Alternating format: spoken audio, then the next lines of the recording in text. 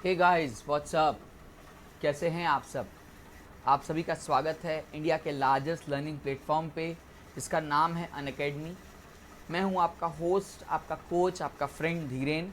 Let's crack it, let's crack it my dear, let's crack JEE with us my dear, let's crack it. It's about me myself Dhiren Kshetrapal. मेरे पास more than +6 years का teaching experience है। India के various institutes में मैंने पढ़ाया है। मैंने अपना पोस्ट ग्रेजुएशन केमिस्ट्री से कवर कर रखा है। ठीक है, मेरी आईआईटी जैम रैंक 694 रही है। आप हमसे कनेक्ट हो सकते हैं हमारी अनअकैडमी लर्निंग ऐप को डाउनलोड करके। फटाफट से हमारी अनअकैडमी लर्निंग ऐप को डाउनलोड कर लीजिए और कनेक्ट हो जाइए। ठीक माय डियर, क्या बेनिफिट्स हैं हमसे कनेक्ट होने के। तो देखिए, they are the various reason to connect with us, but some of them are the पहला is the daily life class. Unacademy एक ऐसा प्लेटफॉर्म है जो कि आपको हमसे कनेक्ट करने का मौका देती है डायरेक्टली। वहाँ पे आप हमसे कोई भी कैसा भी डाउट हो तो आप फ्री होकर हमसे पूछ सकते हैं। हम क्वेश्चंस और आंसर्स में हम लोग पोलिंग करवाते हैं। बेटा, क्वेश्चन आंसर्स में पोलिंग कराने का फ़ायदा ये होता है कि हमें पता चल जाता है कि कितने बच्चों ने इस क्वेश्चन को राइट किया और कितने बच्चों ने क्वेश्चन को रॉन्ग किया। पहली बात। दूसरी बात, किन बच्चों ने सही किया और जिन्होंने सही किया उन्होंने इस क्वेश्चन को कितने सेकंड्स में ख़त्म किया, क्योंकि टाइम का बहुत बड़ा रोल होता है during the time of exam. ठीक है, आप क्वेश्चंस को करते तो हो लेकिन कितनी जल्दी ख़त्म करते हो इसका बहुत बड़ा रोल होता है। ठीक है, नेक्स्ट इज़ माय डियर हमारा daily life test and quiz. Normally क्या होता है, हम लोग सिर्फ पढ़ाई करते हैं और पढ़ाई करने से ना हमको ये पता नहीं चल पाता है कि हमारा परफॉर्मेंस कैसा जा रहा है। हम पढ़ तो रहे हैं या सही पढ़ रहे हैं या गलत पढ़ रहे हैं, कहीं डायरेक्शन में कोई मिस्टेक तो नहीं है। तो इसके लिए हमेशा टेस्ट देते रहना चाहिए, मॉक टेस्ट देते रहना चाहिए, क्विज देने चाहिए। तो अनअकैडमी ऐसा प्लेटफॉर्म है जो कि आपको मौका देता है कि आप हमारे साथ जब अपने रेगुलर कोर्स को ज्वाइन करोगे तो आपको रेगुलर बेसिस पे मॉक टेस्ट, क्विजेस, PYQs देने का मौका मिलेगा, जिससे कि आप अपने परफॉर्मेंस का एनालिसिस कर सकते हो और पता कर सकते हो कि अभी आपको और कितने हार्डवर्क करने की ज़रूरत है।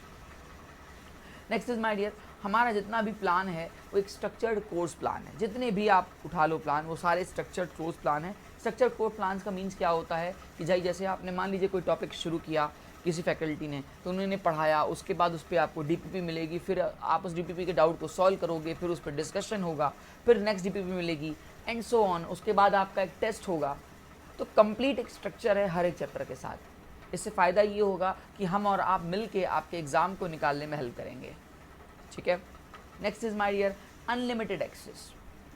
ये क्या है, इन केस किसी रीज़न से आपकी और हमारी क्लास मिस हो जाती है, आप हमसे क्लास नहीं ले पाते हो, हमारी लाइव क्लास को अटेम्प्ट नहीं कर पाते हो, तो आप हमारे को रिकॉर्डेड में भी देख सकते हो। हमारे रिकॉर्डेड वीडियोस भी अवेलेबल हैं। एंड टाइम्स आप उस वीडियोस को देखो, कोई फ़र्क नहीं पड़ता।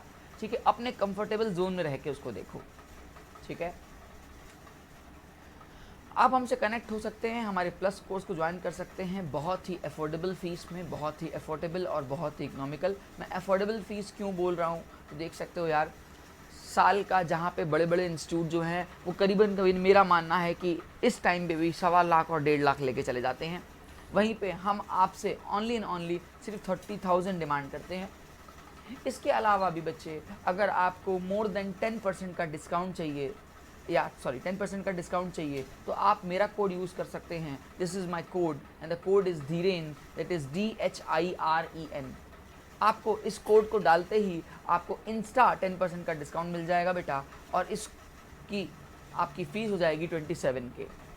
अब आप सोचिए 27K में आप तीनों सब्जेक्ट पढ़ रहे हो, दैट इज़ PCM। उसके बाद वो भी आप n नंबर ऑफ़ फैकल्टीज़ के साथ पढ़ रहे हो, n नंबर ऑफ़ फैकल्टी के साथ पढ़ रहे हो, तो कितनी बड़ी बात हो जाती है। ठीक है, इसके अलावा बेटा अगर आपके पास समय है, आपको लगता है कि आप अभी 11th में हो या अभी आप 1 साल ड्रॉप करने के मूड में हो और आपके पास टाइम होगा, तो आप 24 मंथ वाला प्लान लो। मैं 24 मंथ वाले को क्यों बोल रहा हूँ आपसे, तो बेटा आप देखो कि यहाँ पे और यहाँ पे जो डिफरेंस है वो सिर्फ और सिर्फ 5K का है। ठीक है, ये ऑलमोस्ट 5K का है। अब आप सोचो कि एक्स्ट्रा 5,000 पे करके आपका ये जो अमाउंट, ये जो क्लासेस हो जाती हैं, ये 12 मंथ की जगह 24 मंथली हो जाती हैं। तो आप सोचो, आप हमसे 1 साल की जगह आप हमसे 2 साल मिलकर तैयार करोगे, और 2 साल में तो कंफर्म है यार, अगर आपके अंदर हार्डवर्क करने की कैपेसिटी होगी तो आप जेई तो निकाल लोगे, ठीक है। इसके अलावा इन केस अगर आपको लगता है कि ये भी अमाउंट आप एक साथ नहीं पे कर सकते हो तो हमारे यहाँ no cost EMI facility available भी है on the basis of 6 month, 12 month and 24 month, ठीक है। तो फटाफट से इस प्लान को लीजिए, इस प्लान को ज्वाइन करिए और जितने भी हमारे बेनिफिट्स हैं उसका फ़ायदा उठाइए, ठीक है। Welcome to the series of most expected topic. आप जैसे सभी को पता है कि मैंने मोस्ट एक्सपेक्टेड टॉपिक सीरीज़ शुरू की है।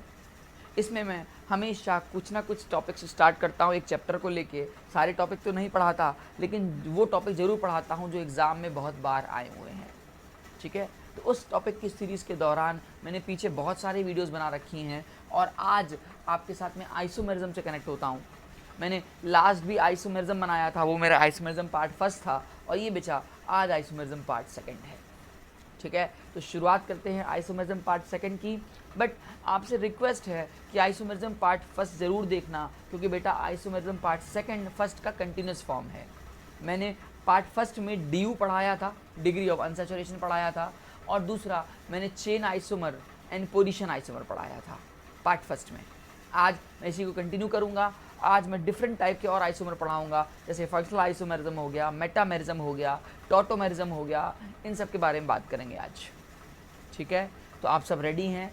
प्लीज़ अपनी नोटबुक लेके बैठ जाइएगा, शुरू हो जाइएगा और हैव पेशेंस, बहुत पेशेंसली सुनिएगा कि मैं क्या कह रहा हूँ, क्योंकि ये पूरा चैप्टर बेटा अपने आप में एक इमेजिनेशन बेस्ड है। आपका माइंड कितना डेवलप्ड है, कितना आपका इमेजिनेशन पावर इतना स्ट्रांग है, उतना अच्छा आप इस चैप्टर को ग्रैब कर पाओगे, ठीक है। तो स्टार्ट करते हैं अपने अगले टाइप के आइसोमेरिज्म पे। मैं आपको स्ट्रक्चरल आइसोमेरिज्म पढ़ा रहा था और मैं आज उसी स्ट्रक्चरल आइसोमेरिज्म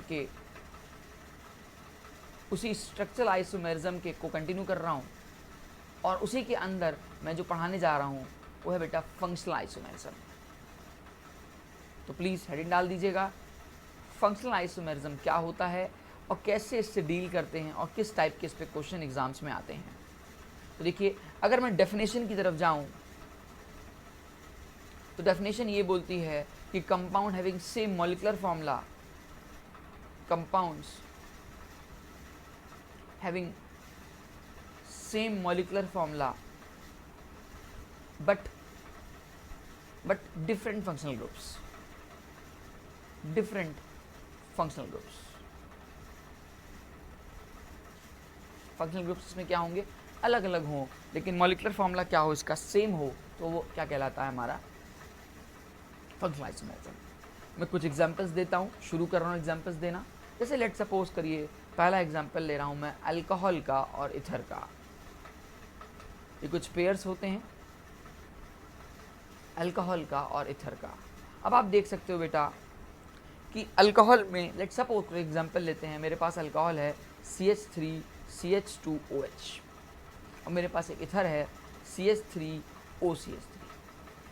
आप दोनों पे ध्यान दो, क्या ये दोनों अलग अलग फंक्शनल ग्रुप हैं? तो आंसर इज यस, एक अल्कोहल है और एक इथर है। लेकिन जरा इनका मॉलिक्यूलर फॉर्मूला निकालो तो यहाँ पे बेटा कितने कार्बन, इन दोनों में कितने कार्बन हैं? तो 2 कार्बन हैं। हाइड्रोजन दोनों में कितने हैं? यहाँ पे भी 6 हैं और यहाँ पे भी 6 हैं और बीच में एक ऑक्सीजन है। तो आप देख पा रहे हो फंक्शनल ग्रुप तो बेटा अलग अलग हैं लेकिन इनका जो मॉलिक्यूलर फॉर्मूला आ रहा है वो सेम आ रहा है। तो ऐसे कंपाउंड जिनका फंक्शनल ग्रुप तो अलग अलग हो लेकिन मॉलिक्यूलर फॉर्मूला सेम हो, ऐसे आइसोमर्स को अपन लोग बुलाते हैं फंक्शनल आइसोमर्स। तो सबसे पहला उस कैटेगरी में आता है अल्कोहल एंड इथर, ठीक है, ठीक। दूसरा आपका आ जाएगा अल्काइन एंड डायल्कीन्स, अल्काइन एंड डायल्कीन्स, ठीक है। एल्काइन और डायल्कीन्स का अगर मैं जनरल फॉर्मूला की बात करूं तो वो होता है CnH2n-2। एक एग्जांपल लेते हैं, लेट सपोज करिएगा मैं किसी 4 कार्बन की एल्काइन ले लेता हूं और एक डायल्कीन्स ले लेता हूं ऐसे स्ट्रक्चर में, कुछ ऐसे। अब आप देख सकते हो वैलेंसी पूरी करनी है सिर्फ, बाकी तो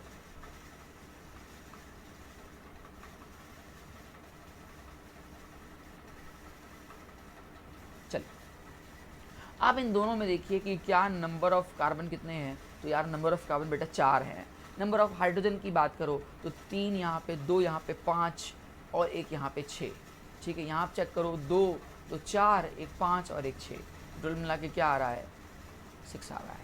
और आप चाहो तो जनरल फॉर्मूले पुट करके देख सकते हो इस वाले में। तो एन की वैल्यू कितनी है यहाँ पे आपको पता है 4 है, तो ये हो जाएगा C4, 4 2 8 - 2, that is C4, H कितना आ रहा है, 6 आ रहा है। तो आइदर आप इस फॉर्मूले को यूज़ कर सकते हो और आइदर आप वहाँ पे कैलकुलेट भी चेक कर सकते हो कि हाँ इसका जनरल फॉर्मूला क्या है, वो ये है।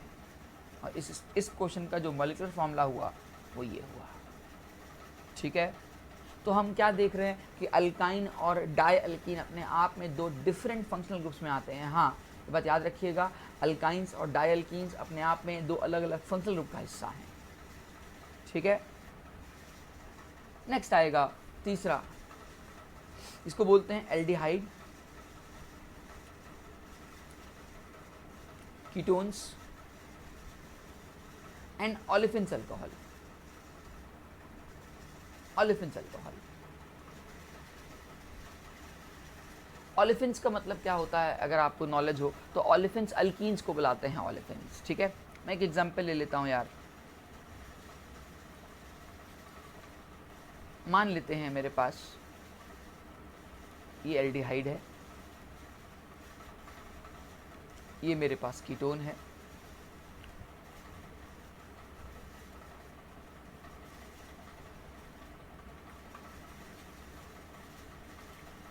और ये मेरे पास एक अल्कीन वाला अल्कोहल है। अब जरा तीनों में काम करते हैं, नंबर ऑफ कार्बन चेक करते हैं तो आंसर है 3, नंबर ऑफ हाइड्रोजन चेक करते हैं तो 3 2 5 1 6, 3 3 6, 2 2 4 1 5 1 6। ठीक है, तो H कितना हो गया, 6 हो गया। O सब में 1 है तो ये आया O। तो इसका जो फॉर्मूला बना वो बना C3H6O। तो क्यों ना इसका जनरल फॉर्मूला क्रिएट कर लिया जाए, CnH2nO। ठीक है, तो aldehyde, ketone and olefins alcohol जो हैं आपस में डिफरेंट फंक्शनल ग्रुप्स हैं। देख सकते हैं इसके अंदर एल्डिहाइड ग्रुप है तो इसके अंदर कीटोन ग्रुप है तो इसके अंदर अल्कोहल ग्रुप है। तो अगर आपको ऐसी कंडीशन कभी नज़र आती है तो वो आपके क्या हो जाएंगे, फंक्शनल आइसोमर्स हो जाएंगे। ठीक है, आई होप मेरी बात आपको समझ में आ रही होगी। अब एग्ज़ाम में सवाल कैसे करेगा, एग्ज़ाम में बोलेगा कि इस एल्डिहाइड का कौन कौन सा फंक्शनल आइसोमर्स पॉसिबल है। एक ऑप्शन दे देगा कीटोन, एक दे देगा कार्बोक्सिलिक एसिड, एक दे देगा ओलेफिन्स अल्कोहल और एक कुछ और दे देगा। तो आपको पेयर याद होगा तभी आप क्वेश्चन को अटेम्प्ट कर पाओगे। तो आपको पता है कि भाई एल्डिहाइड का कीटोन भी होता है और एल्डिहाइड का ओलेफिन्स अल्कोहल भी होता है। ठीक है, क्लियर कट है मेरी बात। तो आपको ये पेयर्स याद करने पड़ते हैं कि किस किस पेयर के साथ कैसा होता है। जैसे हमने बात की कि पहला पेयर हमने बात की अल्कोहल और इथर की पेयर की, फिर मैंने बात की अल्काइन और डाइल्कीन पेयर की, और फिर बात किया मैंने एल्डिहाइड एंड कीटोन वाले पेयर की। तो आप देख सकते हो जब तक आपको पेयर नहीं याद होगा तब तक आप नहीं कर सकते हो। नहीं तो कल को आप ऐसा ना कर बैठो कि अल्कोहल को एल्डिहाइड से रिलेशन दिखा दो जबकि इसका दूर दूर तक कोई रिलेशन नहीं है।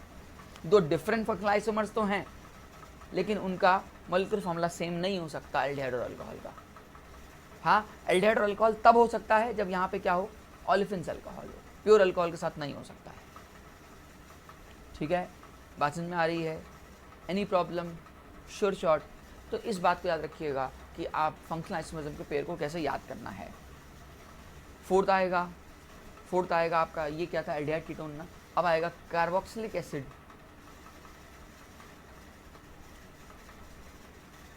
एस्टर और हाइड्रोक्सी अल्कोहल। यहाँ लिख दे रहा हूँ हाइड्रोक्सी अल्कोहल, हाइड्रोक्सी कार्बोनिल बुला लो इसको।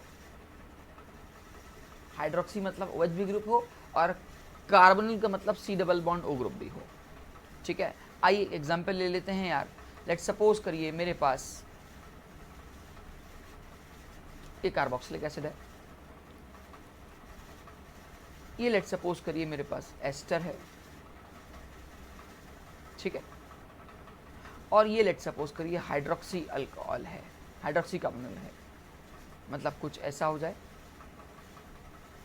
अभी मैं वैलेंसी पूरी कर रहा हूँ, डोंट वरी।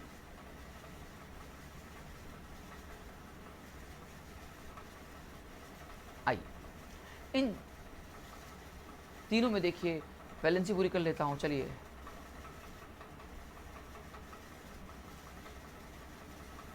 इन तीनों में नंबर ऑफ कार्बन कितने हैं बेटा, तो आपको दिख रहे होंगे 4, नो डाउट सब में 4 हैं, ठीक है, सब में 4 हैं। नंबर ऑफ हाइड्रोजन की बात करवाओ मेरे साथ। हाइड्रोजन की बात करें तो 3 2 5 2 7 1 8, ऊपर वाले में 8 हैं, इधर 3 2 5 5 3 8, नीचे वाले में भी 8 हैं, और 2 2 4 2 6 और 1 7। यहाँ कहीं मिस्टेक तो नहीं हो रही है, 1 2 3 4, हाँ ठीक है, सॉरी हम गलत गिन रहे हैं। 2 2 4 2 6 1 7 और एक ये 8, सही तो आ रहा है 8।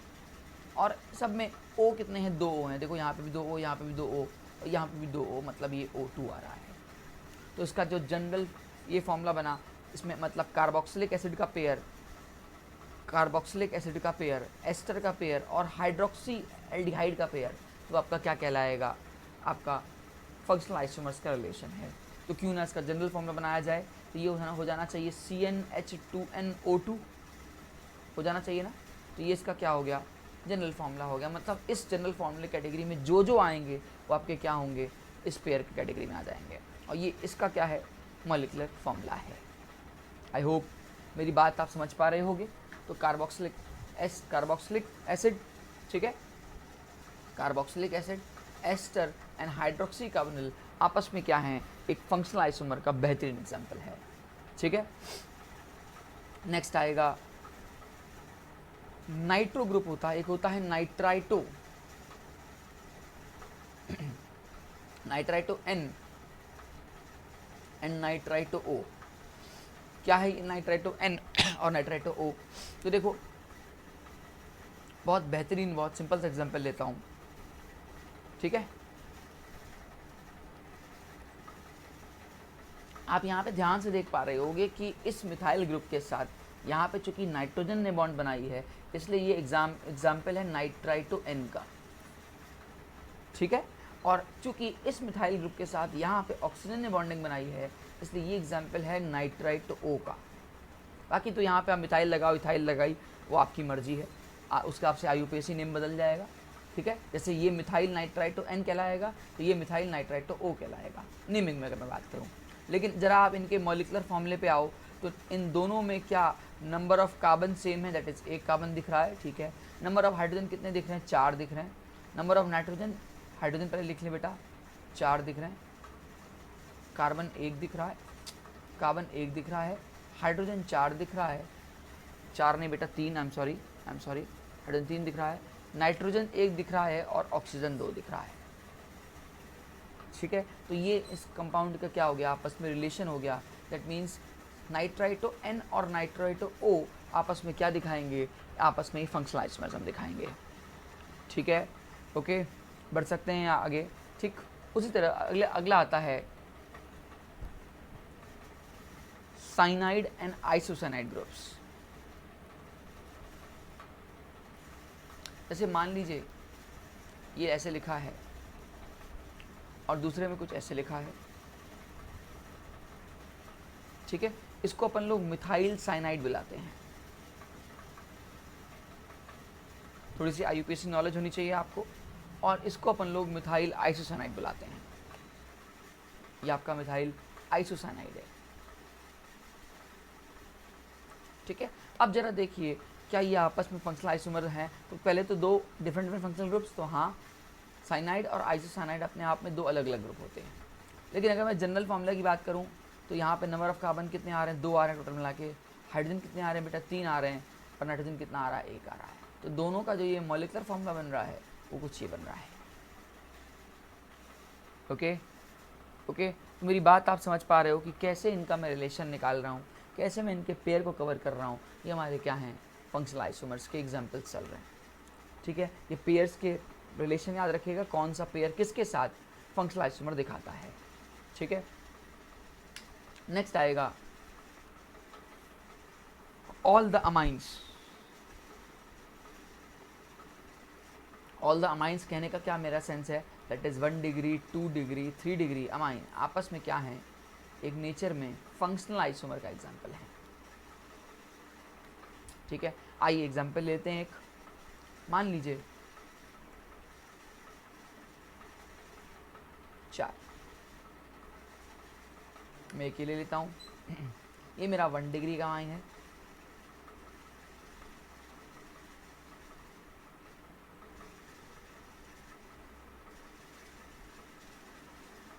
ये मेरा 2 डिग्री का अमाइन है,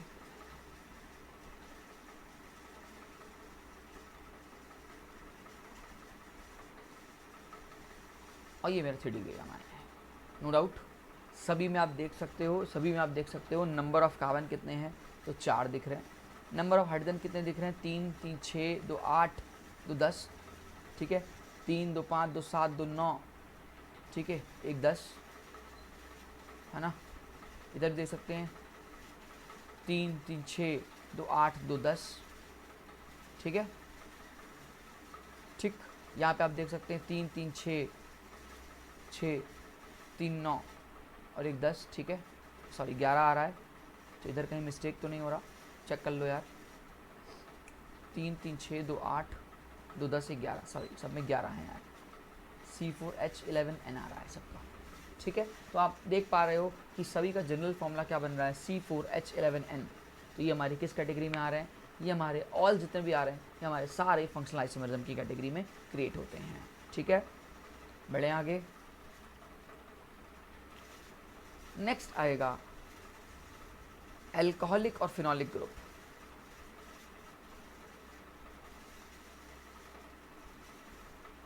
अल्कोहलिक एंड फिनोलिक ग्रुप, तो आइए देखते हैं। ये मेरा अल्कोहलिक ग्रुप है, ठीक है, और ये मेरा फिनोलिक ग्रुप है, ठीक है। तो ये आपस में कैसे रिलेशन है, हमारे फंक्शनल आइसोमरिज्म रिलेशन है, ठीक है। ये अलग अलग फंक्शनल आइसोमरिज्म कैटेगरी में आएगा, ठीक है। इवन नेक्स्ट आएगा आपको इसको अपन लोग बोलते हैं cyclic amide and cyclic keto amine. Cyclic keto amine, जैसे आप देख सकते हो, मैं एक स्ट्रक्चर बना लेता हूँ साइक्लिक अमाइड का पहले।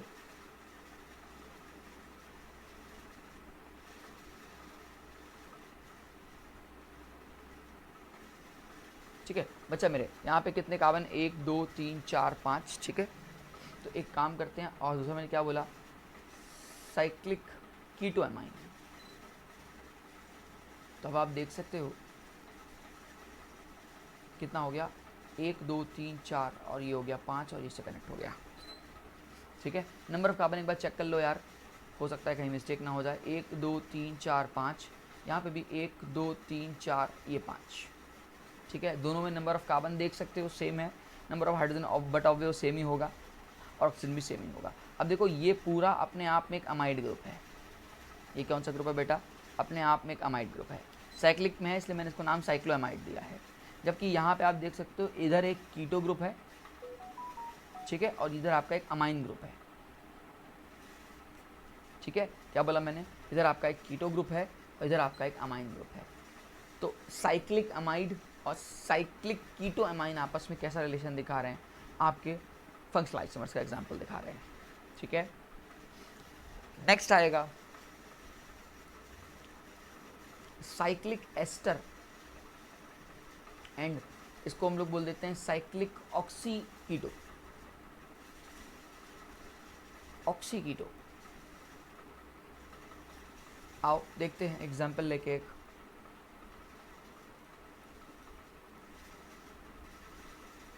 कितने कार्बन लिए मैंने, 1 2 3 4 5, ठीक है।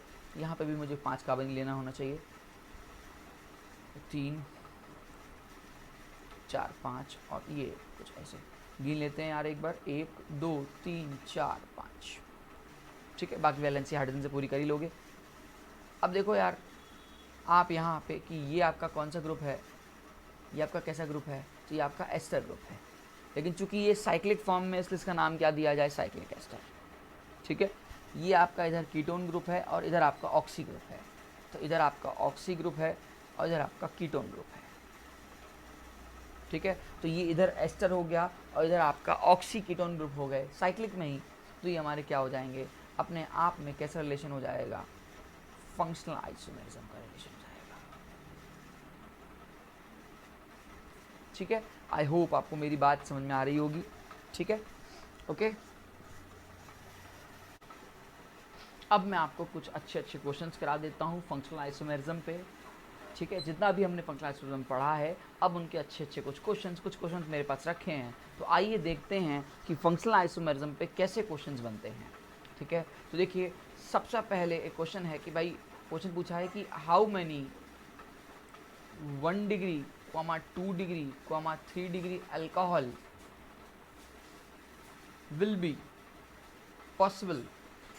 will be possible from the molecular formula, और उसने ये दे रखा है C5H12O, ठीक है। यहाँ पे एक लाइन लिखी हुई है ब्रैकेट में, ओनली स्ट्रक्चरल बताने हैं आपको, ओनली स्ट्रक्चरल बताने हैं आपको, ठीक है।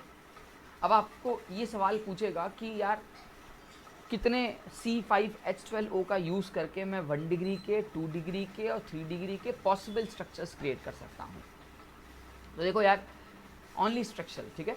तो आपके पास C5H12O है, आपको सबसे पहले क्या करना होगा, इसको कैटेगरी में बांटना होगा कि किसको मैं 1 डिग्री में रखूँ, किसको मैं 2 डिग्री के रखूँ और किसको मैं 3 डिग्री में रखूँ। तो पहले तो आपको लॉजिक पता है कि अगर मैं बात 1 डिग्री अल्कोहल के लिए कर रहा हूँ तो 1 डिग्री अल्कोहल का जो जनरल फॉर्मूला है वो है CH2OH, नो डाउट। अब आप क्या करो, CH2OH को इस C5H12O में से माइनस कर दो, रेस्ट जो भी बचेगा वो आपका स्ट्रक्चर बन जाएगा। आओ देखते हैं। जैसे मान लो मुझे पता है कि CH2OH एक तरफ आने वाला है, अब बचा कितने कार्बन, 4 कार्बन, नो डाउट, बहुत बढ़िया। कितने हाइड्रोजन बचे, 3 यहाँ पे यूज हो गए, बचे मेरे पास 9 हाइड्रोजन। तो असल में इसका जो जनरल फॉर्मूला हो गया वो C4H9OH हो गया क्या। और मेरी क्या लास्ट क्लास आपको याद है, मैंने बताया था कि कब कितने आइसोमर्स बनते हैं, चेन आइसोमरिज्म के क्वेश्चंस में बताया था। तो देखो यार, मैंने बताया था कि C4H9 के साथ जब वैलेंसी फ्री करने की बात आएगी तो यहाँ पे 4 फॉर्म पॉसिबल हैं। कितने फॉर्म पॉसिबल हैं बेटा, 4 फॉर्म पॉसिबल हैं। तो C4H9 के साथ हमेशा 4 फॉर्म पॉसिबल हैं। तो इसका मतलब ये हुआ क्या कि 1 डिग्री अल्कोहल वाले के साथ, दैट मीन C4H9CH2OH के साथ कितने फॉर्म पॉसिबल है, तो सर आंसर है 4 फॉर्म पॉसिबल है। क्लियर कट है, ओके। अब हम बात करते हैं 2 डिग्री अल्कोहल के लिए।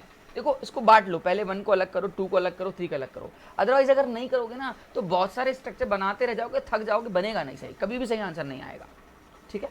अब देखो 2 डिग्री की बेसिक कंडीशन क्या है, क्या ये 2 डिग्री की बेसिक कंडीशन है, बोलो यस और नो, फाइन ना, बोलो बोलो भाई। तो ये आपका 2 डिग्री अल्कोहल का एकदम सेम कंडीशन है, दैट्स नाइस।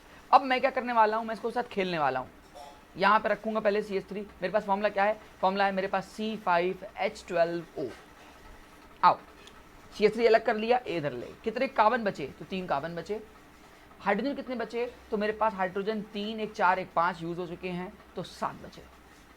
अब आपको मैंने फिर से कल बताया था कि बेटा कभी भी C3H7 के साथ वैलेंसी फ्रीज करनी हो तो वहां पे कितने फॉर्म पॉसिबल हैं, तो आंसर है सर 2 फॉर्म पॉसिबल हैं, ठीक है। Clear cut. तो मतलब 2 डिग्री अल्कोहल के साथ एक तो ये पॉसिबल है, लेकिन 2 डिग्री अल्कोहल ये भी तो बन सकता था कि भाई मैं 2 कार्बन को ऐसे कर दूं, ठीक है, और 3 कार्बन को ऐसे कर लूं, 1 2 3 4 और ये 5 ऐसे कर लूं, मतलब दोनों तरफ बराबर कर लूं, वैलेंसी पूरी करनी है ना, CH3 CH2 CH2 और CH3। अब यार चेक कर लो भाई, चेक कर लो, वैलेंसी बैठ रहा है, हाँ बैठ रहा है, C5H12 बैठ रहा है, तो 3 3 6 2 8 2 10 11 1 12, बहुत बढ़िया, और एक और बैठ रहा है, तो एक फॉर्म ये हो गया, एक फॉर्म ये हो गया ना। तो 2 फॉर्म यहाँ से आए और एक फॉर्म यहाँ से आया। तो लॉजिक सोचो, क्या और कहीं 2 डिग्री अल्कोहल से कुछ फॉर्मल पॉसिबिलिटी है, तो आंसर इज नहीं है। तो टोटल मिला के 2 फॉर्म यहाँ और एक फॉर्म यहाँ, तो आपका आंसर आ गया 3 फॉर्म। मतलब मैं सीधे सीधे बोल सकता हूँ कि यार 2 डिग्री अल्कोहल वाले के साथ अगर आपको इस फॉर्म है तो 2 डिग्री अल्कोहल वाले में यहाँ पे आपको 3 फॉर्म मिलेंगे, 2 यहाँ से मिल रहे हैं और एक यहाँ से मिल रहा है, नो डाउट। तो मैंने 1 डिग्री के कितने फॉर्म बताए, 4 फॉर्म, बहुत बढ़िया। 2 डिग्री के हमने निकाले 3 फॉर्म। अब हम बात करेंगे 3 डिग्री के लिए। अच्छा, 3 डिग्री की बेसिक कंडीशन क्या है यार, 3 डिग्री की बेसिक कंडीशन ये है, ठीक है। आप बताओ 3 डिग्री की बेसिक कंडीशन में मेरे पास फॉर्मूला है C5H12O, इसको एडजस्टमेंट देनी है, आओ देते हैं। भैया 2 OH तो यहाँ ले जा ही चुके हो, पहले तो 5 कार्बन है, तो कुछ ऐसे कर दें क्या, 1 2 3 4 और 1 5, है ना। अब देखो CH3 CH3 CH2 CH3, hydrogen check कर लो, 3 2 5 3 8 8 3 11 और 1 12। क्या और कोई 3 डिग्री का फॉर्म पॉसिबल है? सोचो सोचो भाई सोचो। तो मेरे हिसाब से मुझे तो नहीं लगता है, तो मतलब एक फॉर्म यहाँ से पॉसिबल हुआ।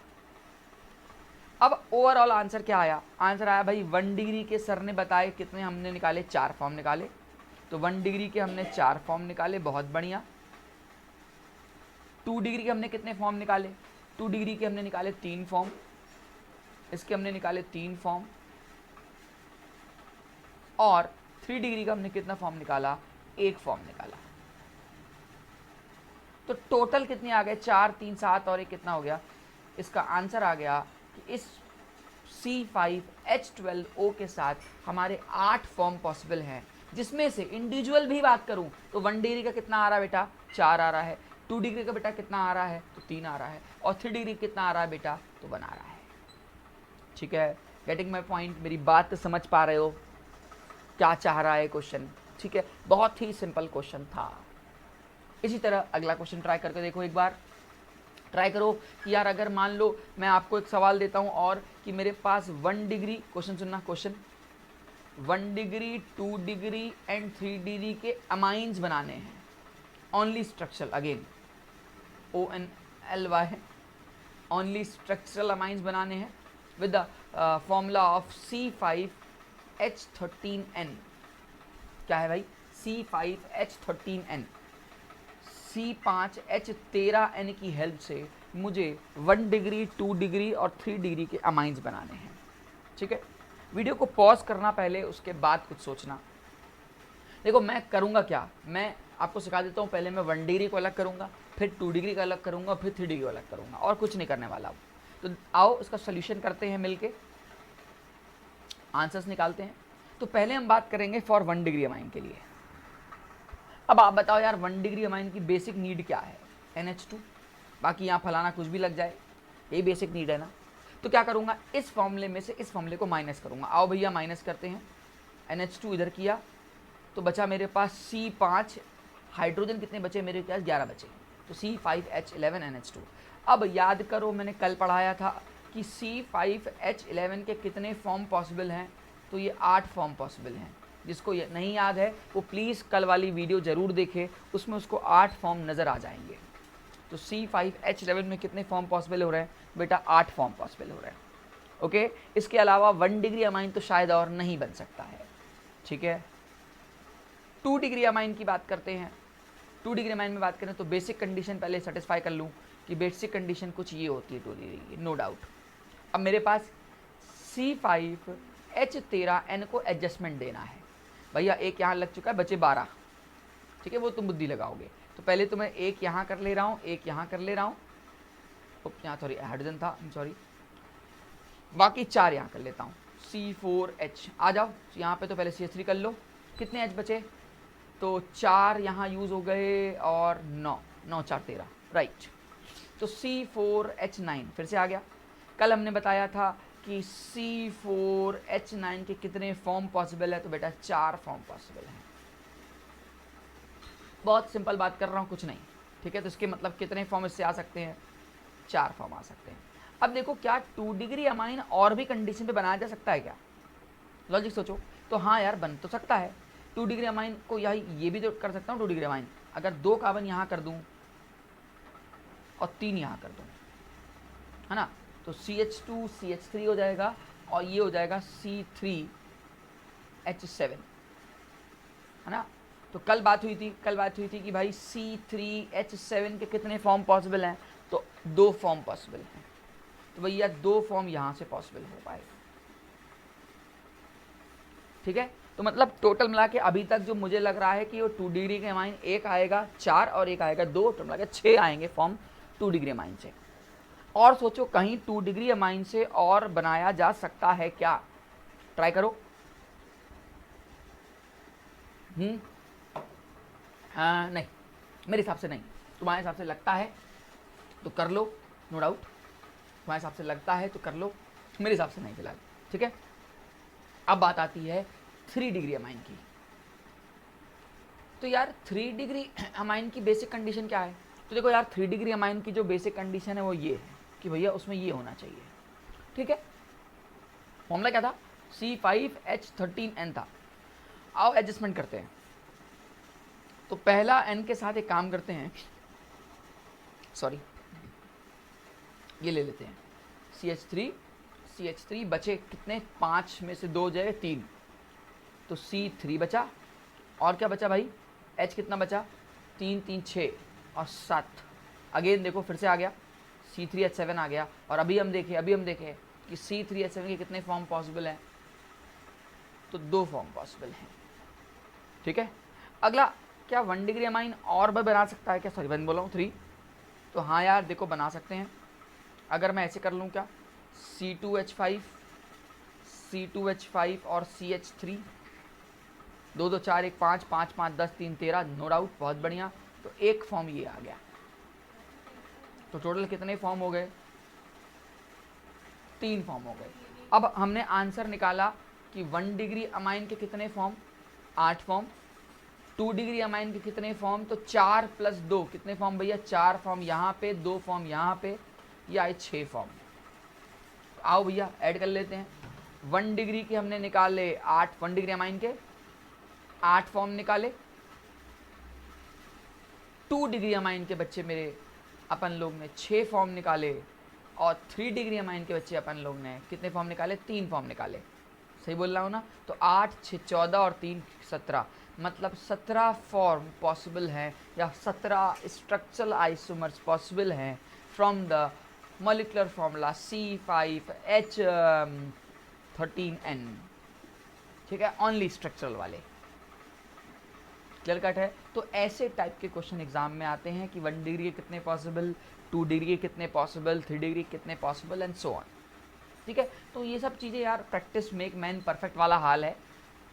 Do more the practice more the result. अब मैं ऐसे तो बहुत सारे क्वेश्चन देता चला जाऊँ तो कहाँ तक जाओगे यार, ठीक है। ओके, अब मैं आपको एक होमवर्क दे रहा हूँ, कमेंट बॉक्स में रिप्लाई करना। क्वेश्चन है भाई मेरे पास कि C3H7NO से कितने 1 डिग्री के, 2 डिग्री के और 3 डिग्री के एमाइड पॉसिबल है। क्या बोला? 1 डिग्री के, 2 डिग्री के, 3 डिग्री के एमाइड्स पॉसिबल है। बुद्धि लगा ना भाई, तुम्हारा खेल है, मेरे हाथ में कुछ भी नहीं है। मैं कमेंट बॉक्स में इसका रिप्लाई मांगूंगा। मुझे इंडिविजुअली बताओगे 1 डिग्री के कितने फॉर्म, 2 डिग्री के कितने फॉर्म और 3 डिग्री कितने फॉर्म, ठीक है। कमेंट बॉक्स में इसका रिप्लाई देना प्लीज़ यार, ठीक है। रिप्लाई करना कमेंट बॉक्स में कि यार C3H7NO का अमाइड बनाना है, उसके कितने फॉर्म पॉसिबल हैं, ठीक है। ऑप्शन भी दे दूँ? चलो नहीं, ऑप्शन देता हूँ, कमेंट बॉक्स में निकालो। Clear cut? तो यार क्वेश्चन का कोई अंत नहीं है, इंपॉर्टेंट है कि तुम कितनी प्रैक्टिस करते हो। और ये एक बार में नहीं आएगा, हमेशा हमेशा इसका आंसर रॉन्ग आता है बच्चों का। तो इसका सही तरीका है कि इंडिविजुअल बांटो, पहले 1 डिग्री को, फिर 2 डिग्री को, फिर 3 डिग्री को and so on. Okay okay, clear cut है? बात समझ में आ रही है? तो ट्राई करना ऐसे क्वेश्चन। अभी हम आगे बढ़ते हैं। एक क्वेश्चन मैं और करा देता हूँ, एक क्वेश्चन अच्छा लग रहा है मुझे। इस क्वेश्चन में दिया है कि भाई C7H8O से पॉसिबल एरोमेटिक आइसोमर्स बनाइए। तो देखो यार, पहले तो C7H8O हो क्या सकता है? क्या ये कार्बोक्सिलिक एसिड हो सकता है? नहीं। क्या ये एस्टर हो सकता है? नहीं। मैं नहीं क्यों बोल रहा हूँ?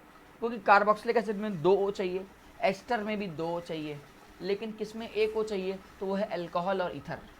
तो लॉजिक लगाया कि देखो ये अल्कोहल की कैटेगरी का आ सकता है और भैया ये मेरी ईथर की कैटेगरी का आ सकता है। अब तो मैं गेम खेल जाऊंगा इसके साथ। एरोमेटिक बोला है मतलब बेंजीन चिपका दूंगा, चिपका दिया। 6 यहाँ पे है, 7 यहाँ पे, ये CH2H। आओ वैलेंसी पूरी करके देखते हैं। तो 4 भाई 1 5 6 7 8, ठीक है। C7H8O, नाइस, ठीक है। एक पॉसिबिलिटी है। अब तो घुमाता चला जाऊंगा, पॉसिबल इसने पूछे। लो भैया, ये अल्कोहल हो गया, और अभी पढ़ के आए कि अल्कोहल और फिनॉल आपस में फंक्शनल एस्मर्सन कैटेगरी में है। अब इसने ये तो नहीं बोला है कि सारे वो बताओ, तो मैं पोजीशन बना दूंगा। लो भैया, पोजीशन भी क्रिएट कर सकता हूँ। बोलो बोलो, बात पल्ले पड़ रही है ना। देखिए पोजीशन ही तो है, 1 मिथाइल, 2 मिथाइल, 3 मिथाइल।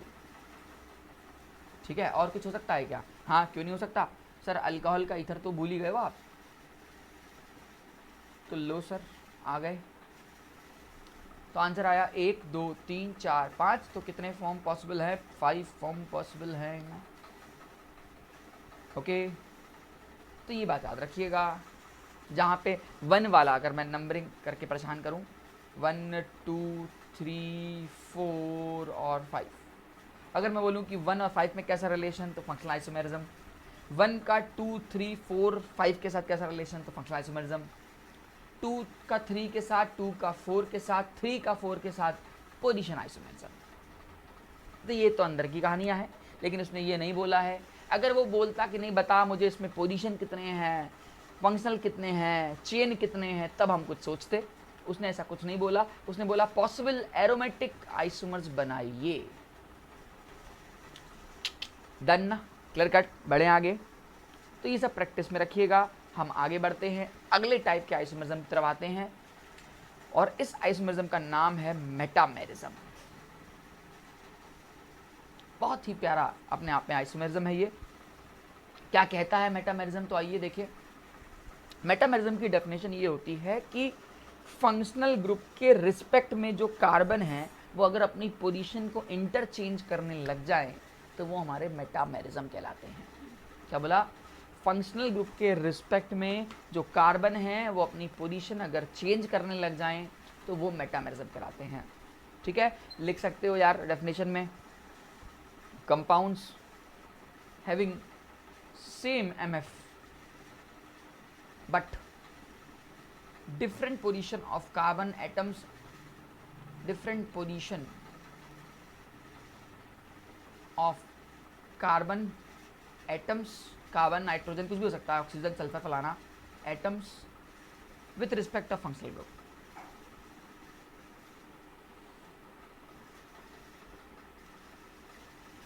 आओ एग्जाम्पल देते हैं एक।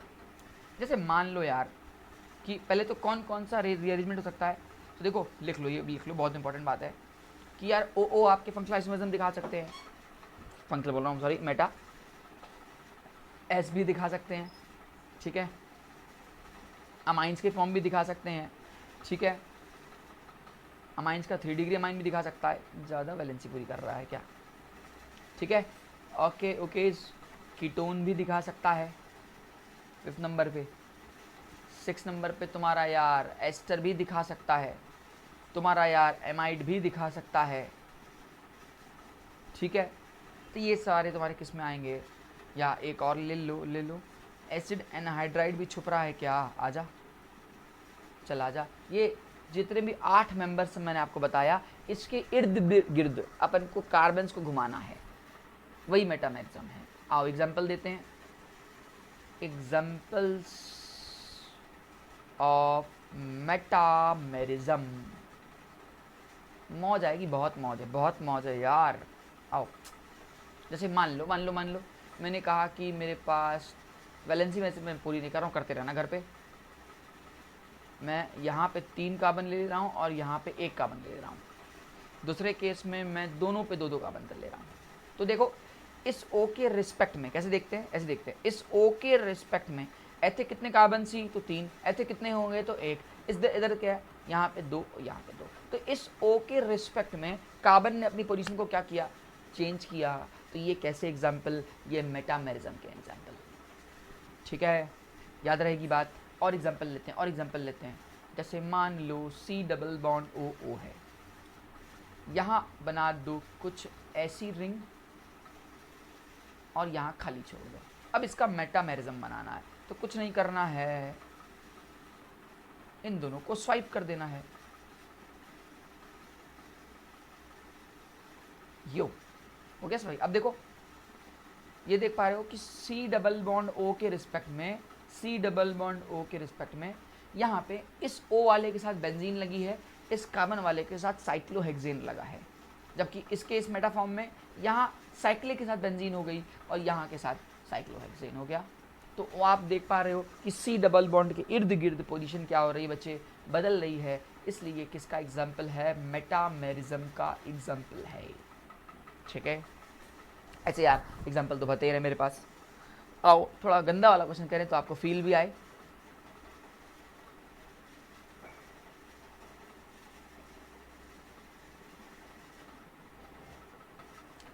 यू और यू,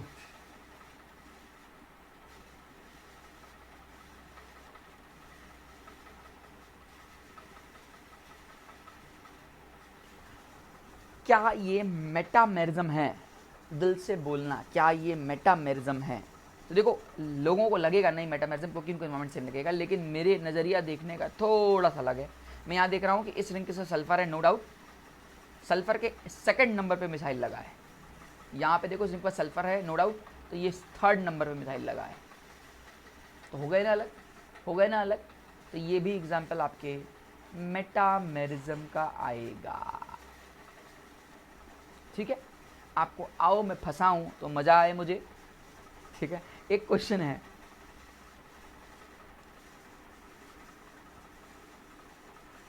यो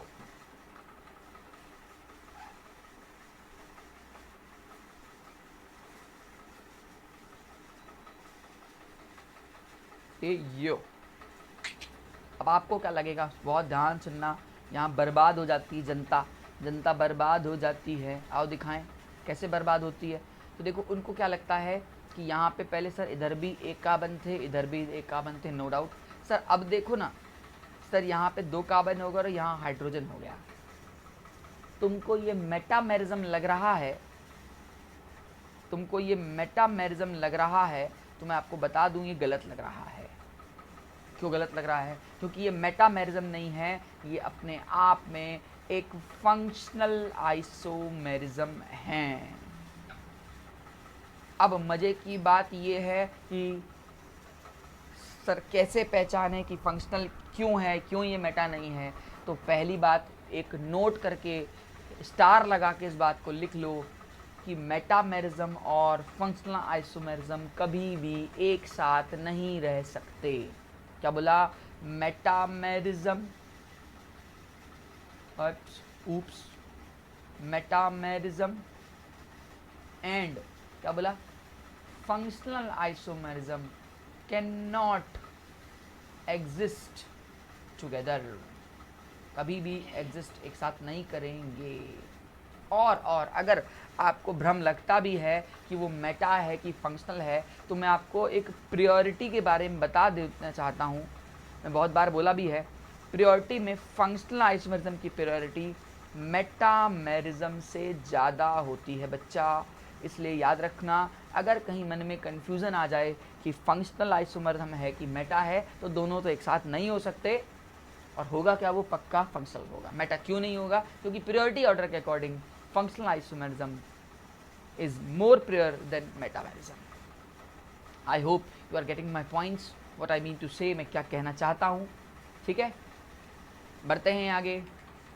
ओके, अब एक बहुत इंपॉर्टेंट बात, एक बहुत इंपॉर्टेंट बात कि chain isomerism and position isomerism can exist with metamerism, but वाला but if number of carbon atom remains same in the both side, अब बोलोगे क्या बकवास अंग्रेजी में बढ़ा रहे हो। ठीक है, लिखी है अंग्रेजों ने कि चेन और पोजीशन एग्जिस्ट कर तो सकते हैं मेटा के साथ, लेकिन तब करेंगे जब कार्बन एटम दोनों साइड सेम हो। क्या भाषा का मतलब है? आओ यार इसकी हिंदी में फील लेते हैं, एक एग्जाम्पल के साथ ही फील लेता हूँ। आओ, पीछे वाले पे कमेंट मारना है अपन को। मान लो थोड़ी देर के लिए एक ऐसी कंडीशन, अभी दिखाते हैं।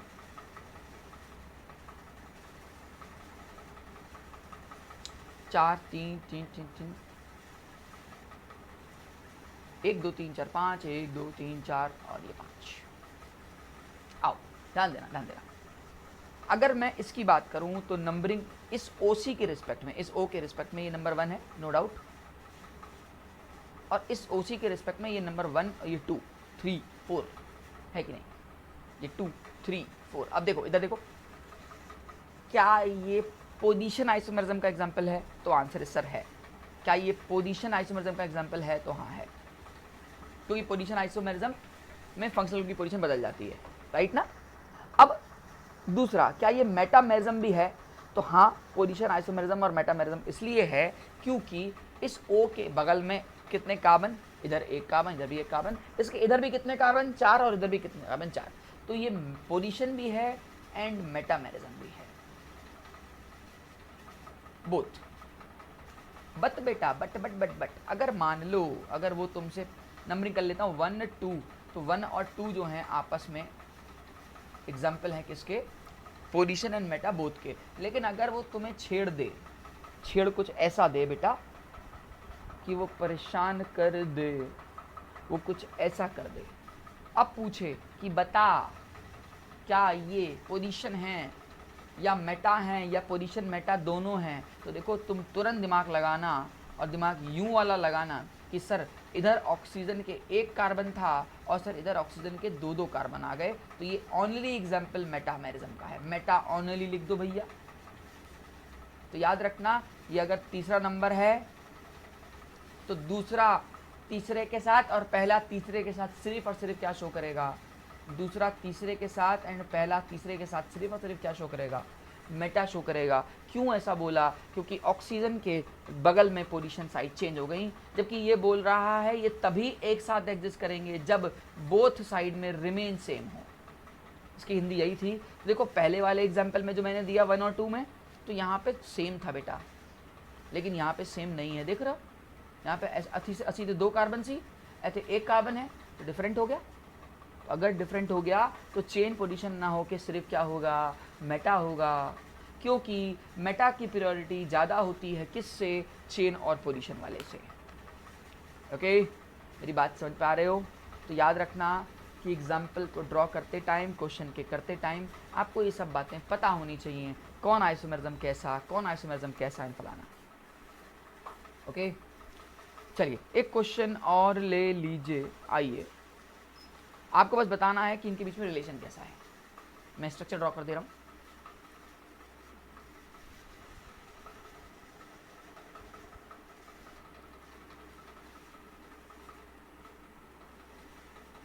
बहुत अच्छा क्वेश्चन है। बाकी हाइड्रोजन से वैलेंसी पूरी करते रहना अपने घर पे, मुझे इतने शौक नहीं है पूरे करने के। आओ मुझे बताओ कि पहला कि 1 और 2 में कैसा रिलेशन, यहाँ तुम्हें शक्ल दिख रही होगी मेरी। 1 और 2 में कैसा रिलेशन, 1 और 3 में कैसा रिलेशन, और 2 और 3 में कैसा रिलेशन?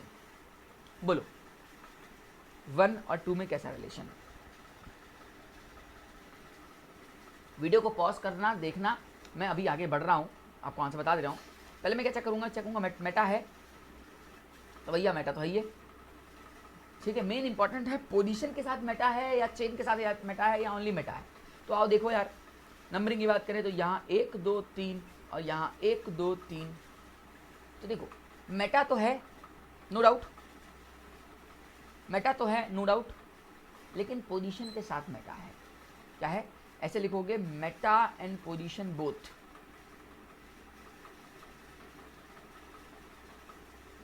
अच्छा 1 3 मेटा है क्या? मेटा तो है ही है, इधर 3 इधर 2, लेकिन क्या पोजीशन है? नहीं। क्यों नहीं है? क्या चेन है? क्यों नहीं है? नहीं। क्यों नहीं? तो देखो भैया, यहाँ पे ऑक्सीजन के इस तरफ एक कार्बन था और यहाँ भाई साहब ने 2 कार्बन कर दिए। चेन और पोजीशन तभी होंगे जब ऑक्सीजन के साथ या किसी भी मेटामर्जम वाले के साथ पोजीशन चेंज नहीं होनी चाहिए। तो 1 और 3 ओनली मेटा हैं, ओनली मेटा है। अब आ जाओ 2 और 3 में। 2 और 3 में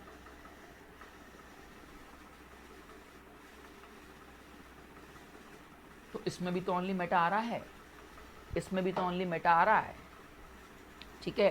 तो क्वेश्चन को दिमाग लगाओगे, एग्ज़ाम में कैसे सवाल करेगा, क्या पूछेगा, ये बहुत इंपॉर्टेंट है, याद रखने वाली बात रहेगी ना दिमाग में। बढ़े आगे, अगले आइसोमर की कैटेगरी में आ जाएं। और इसको बोलते हैं अपन लोग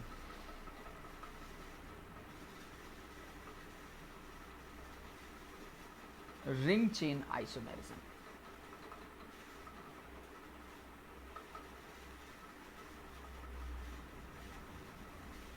ठीक है, क्या है, ऐसा है कि ऐसे कंपाउंड जिनका मॉलिक्यूलर फॉर्मूला तो सेम है लेकिन उनके ओपन चेन और क्लोज चेन में डिफरेंस है। मैं लिख देता हूं, compound having same molecular formula but exist as open chain as well as closed chain। ठीक है, आओ आओ, एक बात याद रखना, एक बहुत इंपॉर्टेंट बात याद रखना। इंपॉर्टेंट बात कुछ ये कि भाई ring chain isomer, all the ring chain isomer can be functional isomerism, is an example of functional isomerism. All ring chain isomerism is a functional isomerism, but all the functional isomerism are not ring chain isomerism। क्या हिंदी भाषा में कहना चाहता हूं, तो आओ बताऊं क्या कहना चाहता हूं। तो मैं कुछ यूं कहना चाहता हूं, देखो भैया, ये ले लिया मैंने एक स्ट्रक्चर और एक स्ट्रक्चर ले लिया मैंने यूं, या आजा, यहाँ पे कितने कार्बन, 3 कार्बन, कितने हाइड्रोजन, तो 3, 1 4 और 2 6 हाइड्रोजन। यहाँ पे 2 2 4 2 6 हाइड्रोजन। देख सकते हो C3H6 इन दोनों का मॉलिक्यूलर फॉर्मूला हुआ, राइट। ओके, तो ये आपस में, ये इसका ओपन चेन, ये इसका क्लोज चेन, तो ये आपस में कैसे आइसोमर, तो ये आपके रिंग चेन आइसोमर है ना। और ये अपने आप में फंक्शनल आइसोमर का भी एक हिस्सा है। बट इधर देखो, इधर देखो, अभी देखो, ये और ये क्या है, फंक्शनल है। ये रिंग चेन हो सकते हैं क्या, नहीं हो सकते ना, नहीं हो सकते रिंग चेन ना। तो रिंग चेन वाले तो फंक्शनल आइसोमर हो सकते हैं लेकिन फंक्शनल आइसोमर वाले रिंग चेन नहीं हो सकते। याद रहेगी बात, पक्का। शुरू करें, एग्जाम्पल देना। और तो सबसे पहला आएगा टाइप फर्स्ट। टाइप फर्स्ट में इसके अंदर जो रिलेशन आता है वो आता है अल्कीन का एंड साइक्लो अल्केन का। यहां लिख दो भैया फिर से, अल्कीन का और साइक्लो अल्केन का। Okay, general formula CnH2n। ठीक है, आओ ट्राई करते हैं।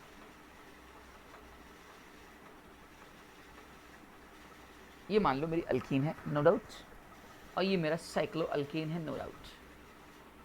देख सकते हो नंबर ऑफ कार्बन बेटा कितने, 4, नंबर ऑफ हाइड्रोजन कितने, 8, खत्म, दोनों में 8 आ रहे हैं। तो ये आपस में क्या है, ये आपस में क्या है, एक रिंग चेन आइसोमेरिज्म है। ठीक है, क्लियर कट। इसके अलावा अगला टाइप 2,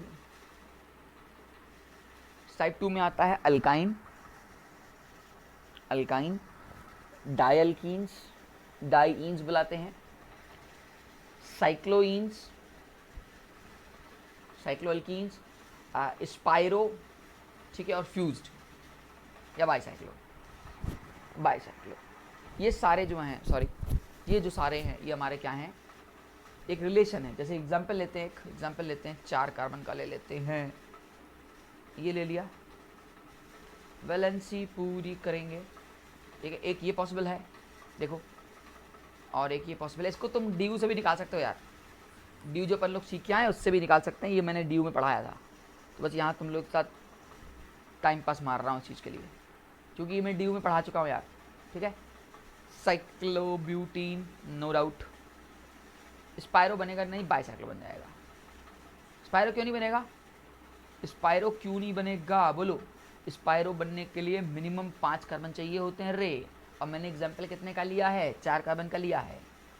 अरे यार सबसे छोटा स्पाइरो तो ये आएगा ना यार, यूँ आएगा ना, यूँ, यहाँ नहीं बनाऊँगा, यहाँ बनाता हूँ, ये होगा ना, तो 1 2 3 4 5 कार्बन होगा ना, तो ये तो 4 कार्बन का एग्जाम्पल लिया है, तो ये पॉसिबल है, ये पॉसिबल है, ये पॉसिबल है, ये पॉसिबल है। और डीयू बाबा भी तो यही बोल रहा है, डीयू बाबा भी तो इसका यही बोल रहा है, कल जो बताया था डीयू बाबा के हिसाब से। तो ये सब याद रखोगे पक्का, बढ़े आगे। ओके, हाँ बाकी तुम्हारी मर्जी है यार, ये भी देख सकते हो, ऐसा कुछ नहीं है, या ऐसा और इवन ये ऐसा, ये सब तुम्हारी मर्जी के ऊपर है, बनाते रहो, ठीक, क्लियर कट, बढ़े आगे। अब एक बात याद रखने वाली बात है कि सबसे ज़्यादा प्रायोरिटी अपन लोग रिंग चेन को देते हैं, और फिर टॉटो को, फिर मेटा को, फिर फंक्शनल को, सॉरी फिर फंक्शनल को, फिर मेटा को, फिर पोजीशन को, और फिर चेन को। अब चेन को और पोजीशन को अभी लिख देता हूँ यार, अभी लिख देता हूँ, ठीक है। प्रायोरिटी ऑर्डर लिख लो भैया। सबसे पहला ऑर्डर आता है रिंग चेन आइसोमर को, नो डाउट। उसके बाद अपन लोग देते हैं टॉटो को, उसके बाद देते हैं फंक्शनल आइसोमेरिज्म को, उसके बाद देते हैं मेटामेरिज्म को, उसके बाद चेन को, उसके बाद पोजीशन को। ये ट्रेंड याद रखना, ठीक है, याद रहेगी बात, बात समझ में आ रही है, ठीक। तो ओवरऑल हम ये सब देख रहे हैं कि कौन कैसे आइसोमर्स बनाते हैं, किसके कितने आइसोमर बनते हैं, तो ये सब आपको नॉलेज होनी चाहिए, ठीक है। आज मैं वीडियो थोड़ी सी छोटी बना रहा हूँ, रीज़न बिहाइंड कि अगला है टॉटोमेरिज्म, और to be very honest tautomerism के लिए करीबन मैं पूरी एक वीडियो खा जाऊँगा, ठीक है। टॉटोमेरिज्म के लिए मैं पूरी एक वीडियो खा जाऊँगा, इसलिए नेक्स्ट वीडियो में मैं आपको टॉटोमेरिज्म पढ़ाऊँगा। इतने क्वेश्चंस आप याद रखिएगा, अपने माइंड में सेटअप रखिएगा इन टॉपिक्स को, ठीक है। नेक्स्ट टर्न पे जब हम लोग मिलेंगे तो टॉटोमेरिज्म को डिस्कस करेंगे। आई होप आपने इन्जॉय किया होगा, आपको अच्छा लगा होगा कि फंक्शनल आइसोमेरिज्म कब देखते हैं, कब मेटा देखते हैं, कब रिंग चेन देखते हैं, आपस में इंटर रिलेशन कैसे होते हैं, क्वेश्चंस कैसे कराए जाते हैं, एग्ज़ाम में कैसे कैसे क्वेश्चंस आते हैं, ये सारे टाइप के बात पता होना चाहिए, ठीक है। कहानी को आगे के नेक्स्ट टर्न पे कंटिन्यू करेंगे। बहुत बहुत बहुत बहुत धन्यवाद, आपने बहुत पेशेंसली मुझे सुना, मेरी बातों को ख्याल रखा, और प्लीज़ इसके अच्छे से नोट्स बना लेना, अच्छे से क्वेश्चंस को कर लेना, तभी आप और मेरे साथ मिल के जेई क्रैक हो जाएगा, ठीक है। आइसोमेरिज्म पूरा एक हाइपोथेटिकल है, इनकेस अगर कुछ मिस्टेक हो भी जाती है तो कोई बात नहीं है, हमारा और तुम्हारा आपस में इंटर रिलेशन है, ऐसा कुछ होएगा नहीं, डोंट वरी, ओके, ठीक। थैंक यू वेरी मच यार, थैंक यू अगेन। प्लीज़ मेरे कोड को याद रखना, this is my code Dhiren DHIREN, इसी से आपको इंस्टा 10% डिस्काउंट मिलेगा बच्चा। हमारे चैनल को सब्सक्राइब जरूर करना, और अच्छा लगे तो वीडियो को लाइक भी कर देना, वैसे मैं बोलता नहीं हूँ बट ठीक है, ओके। और नोटिफिकेशन को दबाना मत भूलना, इससे पता चलेगा कि मैं नेक्स्ट वीडियो कब डाल रहा हूँ, या हमारे सारे फैकल्टीज़ आपके साथ जो पीछे लगे हैं, आपके पीछे जो मेहनत कर रहे हैं वो क्या कर रहे हैं, ठीक है। Thank you very much.